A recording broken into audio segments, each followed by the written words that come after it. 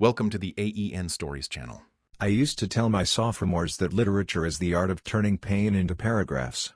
If you can frame a disaster, you can survive it. If you can give it a title, you can shelve it. My name is Thomas Webb, 43, English teacher, public high school, Denver, Colorado, where the air is thin and the metaphors are thick. I grade essays with a fountain pen because I like the way ink slows me down, and because teenagers behave a little better around objects that look fragile. I married into the district. Erin, my wife, was the school psychologist with the calm voice and the 1,000-yard empathy. She could talk a linebacker off a ledge and convince a cheer captain to quit Instagram for a weekend.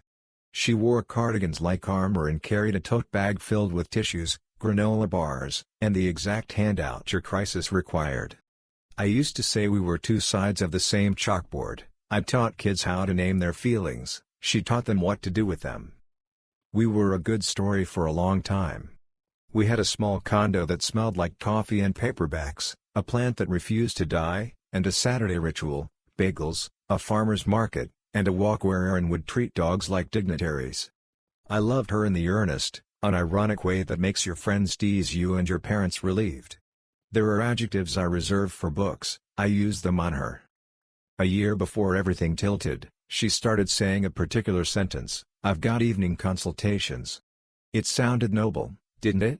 The kids who need help often have parents who can't get off work by 3. So Erin stayed late. At first it was once a week, then twice, then I might be home by 9 as if 9 were the sort of hour that didn't leave a dent. I cooked solo, graded in a quiet that felt like an exam room, and told myself I was proud of her calling. But the temperature shifted. The thermostat of us ticked down in degrees you can only measure with your chest. She started sighing at my jokes the way you sigh at a fly. Little things, my shoes by the door, a mug in the sink, became reasons. I asked if she was okay, she said she was tired. I asked if I could help, she said I could stop asking. A look crept into her eyes, distant and lit by a light I didn't own. I kept teaching. That's what teachers do. You stand at the whiteboard with a story about Odysseus and pretend you aren't drowning. You talk about courage with a mouthful of salt. The new PE coach arrived in August, tall, tan, and shaped like an apology for my posture. Football, weight room, all the practical verbs. He shook my hand like he learned it from a YouTube channel called Alpha. The kids loved him. He called them gentlemen and ladies and meant it in a way that made parents donate water bottles. A Tuesday in October, I walked into the faculty lounge for coffee because I had walked into the faculty lounge for coffee every day since Obama's first term. The room was empty except for a tray of ancient brownies and a poster reminding us to keep the fridge clean. I rounded the corner and saw Erin. She was standing by the sink holding hands with the coach. Not an accidental brush, not a we're in a fire drill grip. Fingers laced, like the first sentence of a book they had started without me. Time didn't stop. It got very organized. I noticed the clock, 4:13. I noticed the buzzing light that facilities had promised to fix since September. I noticed how small her hand looked in his, and how familiar.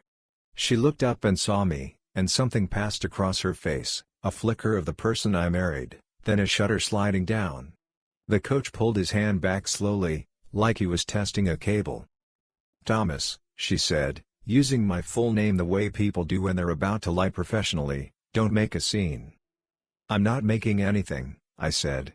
"I was looking for coffee." The coach cleared his throat, which did not improve the situation.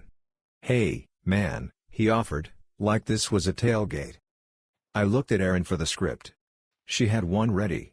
"If you create drama," she said quietly, eyes flat, "you'll be the one who looks unstable. You know how it works. I work here. I know the stories that stick. Nobody will believe you. You'll get yourself fired." She straightened the sleeve of her cardigan like it could keep her warm. "Don't make me protect the kids from you. There are sentences that knock you down a flight of stairs without touching you." I nodded because my neck didn't know what else to do. Then I left, because the coffee machine somehow felt like a witness I didn't want to inconvenience. I thought about quitting. That's the truth. I sat in my classroom after last bell and stared at the copy of Gatsby that's been stealing teenagers' sleep for 100 years and thought, I could walk out and let this year finish itself. My principal would shake my hand. Parents would put my name in a long email with other names and the phrase "it's such a shame." I could sell used books at a store that smells like dust and people who never learn to whisper. But a kid knocked on my door with a rough draft and hope. "Can you read this?" he asked. "It's bad." I read it. It was. I helped him make it better. By the time he left, a small, sturdy thing had stood up inside me, the inner lion people talk about like it's a gym membership. Mine didn't roar. It sharpened a pencil. "Write your version of the truth," it said. "You teach these children to do it. Do it." I started small. Notes. A timeline. Dates in a notebook I'd bought for a summer workshop on memoir we never got around to because the roof leaked. I wrote what I had seen, not what I feared. I wrote descriptions like a juror. I reminded myself that rage is a poor archivist. I kept going. Now, let me pause to say, there are lines you don't cross, no matter how hurt you are. I'm a teacher, in a building full of minors, laws, and cameras that belong to other people. I didn't need to be a hero. I needed to be careful. I spoke to our union rep, a woman with a spine that could hold up a stage. "Document," she said. "Don't speculate. If policy is broken, policy will handle it. If it isn't, you still have your notes. But don't be reckless." "Reckless?" I said. "I mark darties with more passion than some people mark weddings." "Then stay that man," she said. "You'll win by being who you already are." What I did next was legal and boring. Boring wins. I filed public records requests that anyone can file, visitor logs, staff room access swipes, schedule changes, the kind of thing schools keep to prove they are not improv troops. I requested my own records where I had a right to them. I asked IT to provide me, with all necessary permissions, time-stamped hallway camera footage that included me, my classroom, and any spaces for which I had supervisory responsibility at the times in question. I did not place hidden devices in student spaces. I did not spy on children. I did not play Jason Bourne with a stapler. I followed the rules so hard I could have taught a class on them. Patterns emerged. Late-night consultations in a counseling office that was supposed to be locked after 6 but wasn't. Calendar entries that shifted in tandem. Aaron's evening sessions and the coach's film review moved to the same slot, then ended at the same minute. Access badge swipes that had them in rooms where neither had official business. That alone isn't sin. But it's smoke, and smoke is a good place to point when people ask why you think there's a fire. Our union rep suggested a step I wouldn't have thought of because I am, to my core, an English teacher: talk to the PTA. "Parents don't like it when the adults in the building play dress-up as teenagers," she said. "They especially don't like it when that play happens in rooms they've funded with bake sales." She told me there was an open forum coming up. "Don't ambush. Put yourself on the agenda. Be precise. No adjectives." Before that meeting, I wrote a letter. Of course I did. Write your version of the truth had become my North Star and my insomnia. I treated it like a personal essay and a deposition had a child. I drafted, revised, cut, and read it aloud to my classroom after hours like it was an audience that could catch me if I fell. It began like this. "Good evening. My name is Thomas Webb. I have taught your children the difference between a rumor and a story for 19 years. A rumor is a bored truth. A story is a truth with a spine." I did not mention my marriage until the third paragraph. When I did not bleed on the microphone. I stated facts, what I had observed, what records showed, how school policy described after-hours use of spaces. I asked questions I knew the answers to, because this is not my first narrative rodeo. Are counseling offices approved for non-student personal meetings? No. Are staff permitted to use their positions to intimidate other staff into silence with threats of firing? Also no. Erin found out I had put myself on the agenda because Erin finds things out. She came home that night alert and amused, like a cat that knows which cabinet you keep the tuna in. "You won't win," she said, casual. "The school is on my side. Parents adore me. They're fragile and I soothe them. You quote Shakespeare and write long emails." "I also keep receipts," I said, attempting bravery with a stapler in my hand. She laughed. No one believes the English teacher in these stories. You cry, I counsel. It's the way of the world. It wasn't just the world she was betting on. It was my gentleness. She was right about that part. I am gentle. But gentleness is not weakness. It's strength with manners. The PTA night arrived like a pop quiz. The auditorium smelled like coffee and paper cups and old varnish. Parents carried notebooks and the exhaustion of people who love very hard. Erin sat near the front, flanked by moms who had cried in her office. The coach stood in the back with his arms folded like a substitute for thoughts. Our principal, who had once cried in my room after a budget meeting and then apologized for bleeding on my carpet, sat on stage and tried to look like Switzerland. They went through the normal business, fundraising, field trips, a plea for someone to coordinate the fall carnival who didn't resent inflatables. Then it was my turn. I walked to the podium with my letter and what I hoped was a face that said teacher, not ex-husband. My hands shook for the first 3 words, then found the muscle memory of reading aloud. I spoke slowly. I did not accuse, I described. I described evening consultations and unlocked rooms. I described schedules that tangoed and badges that blinked. I described policy like scripture. I said Erin's name once, the coach's once, the school's 5 times, because this wasn't just about my broken kitchen table. It was about a building that tells children to behave and must therefore behave. Then I said the sentence I had practiced in my kitchen until the toaster knew it by heart, I am not asking you to pick a side in my marriage. I am asking you to pick a standard for this school. I finished. The room didn't clap. PTA rooms don't clap for pain, but it did the thing rooms do where the air feels like it's paying attention. I asked the AV parent, there is always an AV parent, if he could cue the video. He did. What we showed wasn't tawdry or invasive. It was a time-stamped hallway clip, public record, of Erin and the coach leaving a counseling office together well after hours on nights that were booked as consultations, then returning 15 minutes later when the coach's gym bag, previously in his hand, had vanished. You could draw your own conclusions. I didn't draw them for anyone. I let the clock in the corner do the talking. Parents are interesting when they get stern. They don't shout. They get very specific. Is this normal? A mother asked the principal, holding up the printout of the policy the PTA president had helpfully distributed. Is this sanctioned?